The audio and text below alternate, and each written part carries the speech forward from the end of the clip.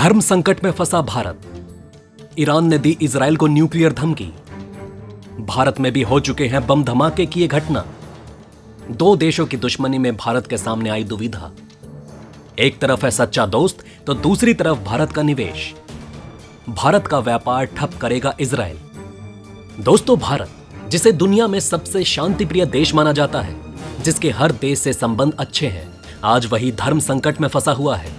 दोस्तों, ये बात तो सच है कि ये कहीं ना कहीं विदेश नीति के मामले में 100% सही भी साबित होती है कि आप सभी को खुश नहीं रख पाओगे। दोस्तों, ये बात भारत की विदेश नीति के बारे में भी सही है। भारत के अगर आप रिश्तों को देखोगे तो पाएंगे कि आजादी के बाद से ही जो भारत के नॉन अलाइन मूवमेंट का जो तीसरा गुट बनाया था, जिसके तहत भारत किसी भी देश के साथ, चाहे वो अमेरिका हो या उस समय का सोवियत संघ, किसी के साथ भी आना नहीं चाहता था और न ही आया। लेकिन दोस्तों, आज 70 साल के बाद जो उस समय विदेश नीति भारत ने अपनाई थी, उसका प्रभाव अब दिखने लगा है। अगर आप देखोगे तो भारतीय संबंध दो ऐसे देशों से हैं जो आपस में कट्टर दुश्मन हैं। चाहे बात अमेरिका और रूस की हो, ईरान और सऊदी अरब की हो, या ईरान और इजराइल की हो, जापान और साउथ कोरिया की हो, या रूस और यूक्रेन की हो। मतलब देखा जाए तो भारत के लगभग हर देश से अच्छे संबंध हैं और यही कई बार भारत की विदेश नीति में धर्म संकट पैदा कर देता है। और यही एक मजबूत कारण भी है कि ज्यादातर देश भारत को एक वर्ल्ड लीडर और मध्यस्थता कराने वाले देश के रूप में देखते हैं।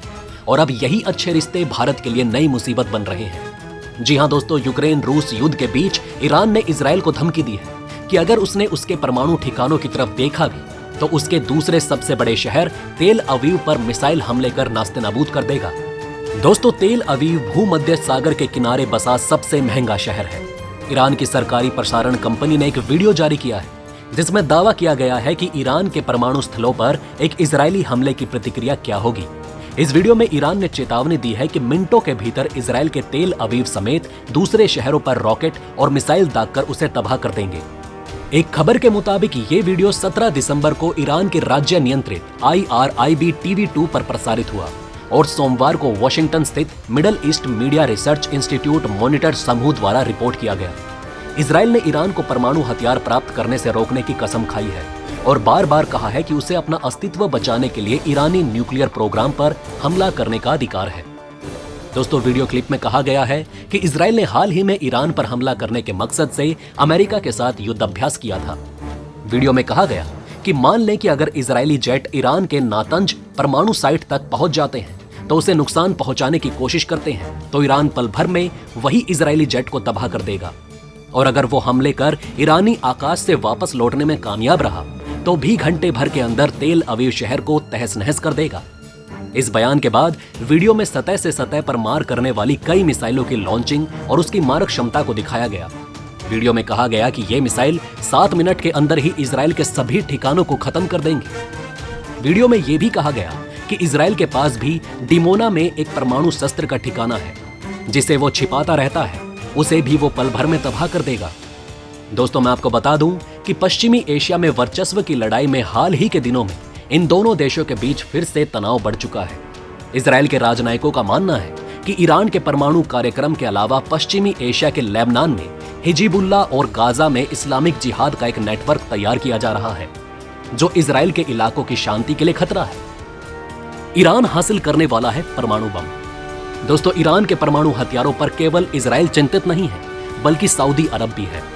सऊदी अरब के विदेश मंत्री प्रिंस फैजल ने रविवार को कहा कि अगर तेहरान परमाणु हथियार हासिल कर लेता है तो खाड़ी देशों के देश भी अपनी सुरक्षा को मजबूत करने के लिए काम करेंगे।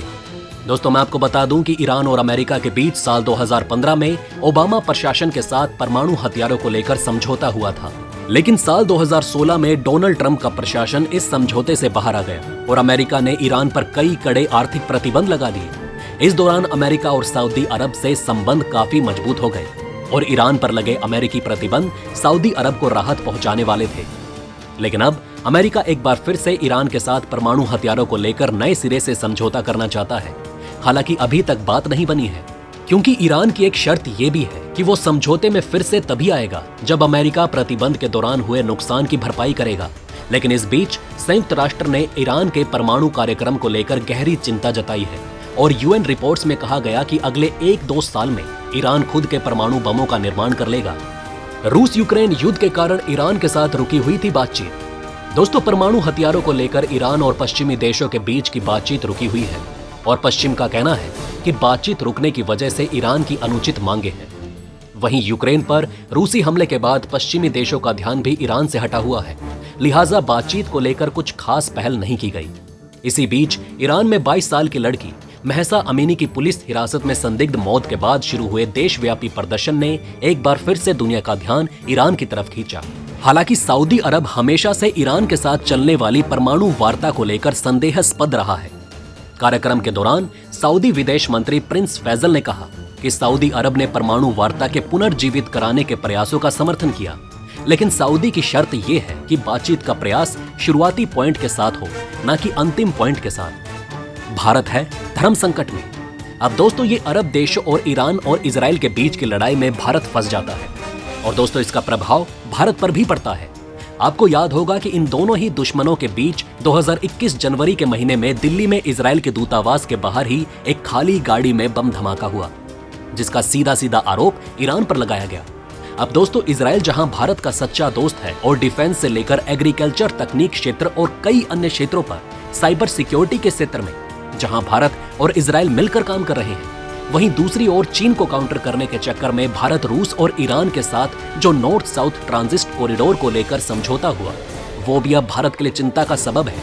सिर्फ इतना ही नहीं, ये बात भी आप अच्छे से जानते हैं कि अगर ईरान ने इजराइल पर हमला किया तो फिर इजराइल ईरान को छोड़ने वालों में से नहीं, और हालात ये हो जाएंगे कि इजराइल भी ये पूरी कोशिश करेगा कि ईरान को कब्रिस्तान में बदल दिया जाए।